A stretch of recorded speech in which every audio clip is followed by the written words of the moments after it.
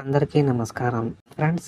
ఈ రోజు మనం బడా మంగల్ గురించి తెలుసుకోబోతున్నాం. ఈ బడా మంగల్ అంటే ఏంటి అనుకుంటున్నారా? అయితే ఈ వీడియోని లాస్ట్ వరకు స్కిప్ చేయకుండా ఖచ్చితంగా చూడండి. బడా మంగల్ అనేది ఉత్తర భారతదేశంలో, ముఖ్యంగా ఉత్తరప్రదేశ్ రాష్ట్రంలో జ్యేష్ఠ మాసంలో వచ్చే ప్రతి మంగళవారం జరుపుకునే ప్రత్యేకమైన పండుగ బడా మంగల్. ఈ పండుగను బుద్వా మంగల్ అని కూడా పిలుస్తారు. 2025లో ఈ పండుగ మే 13న ప్రారంభమైంది. జూన్ 10 వరకు ప్రతి మంగళవారం జరుపుకుంటారు. బడా మంగల్ విశిష్టత పురాణాల ప్రకారం జ్యేష్ఠ మాసంలోని మంగళవారం రోజున శ్రీరాముడు మరియు హనుమంతుడు మొదటిసారిగా కలుసుకున్నారని విశ్వసించబడింది. ఈ కారణంగా ఈ రోజున హనుమంతుని పూజించడం విశేష ఫలితాలు ఇస్తుందని భక్తులు నమ్ముతారు.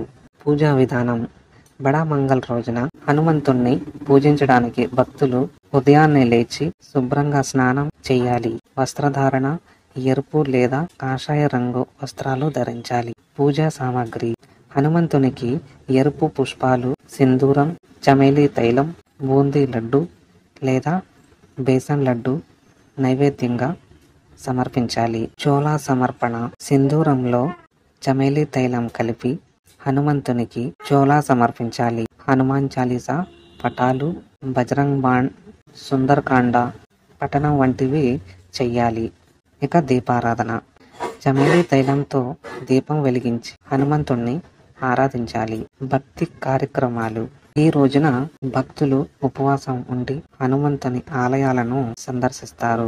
లక్నోలోని ఆలయాలు ప్రత్యేకంగా అలంకరించబడతాయి. భక్తులు అన్నదానం నిర్వహించి పేదలకు ఆహారం పంపిణీ వంటివి చేస్తూ ఉంటారు. ఈ రోజున నివారించవలసిన చర్యలు ఈ విధంగా ఉన్నాయి. బడా మంగళ రోజున కొన్ని చర్యలు నివారించాలి. అహింస పాటించాలి. ప్రాణులకు హాని కలిగించే చర్యలు నివారించాలి. మాంసాహారం తినకూడదు. ఈ రోజున మాంసాహారం తినడం నివారించాలి. అశుభ కార్యాలు చేయకూడదు. అశుభ కార్యాలు, దుష్ట చర్యలు చేయడం నివారించాలి. ఈ విధంగా బడా మంగల్ పండుగను భక్తి శ్రద్ధతో జరుపుకుంటారు. సో ఫ్రెండ్స్, మీరు తెలుసుకున్నారు కదా బడా మంగల్ గురించి. మీకు ఎలాగనిపించింది అనేది కింద కామెంట్లో ఖచ్చితంగా చెప్పండి. నచ్చితే లైక్ చేయండి.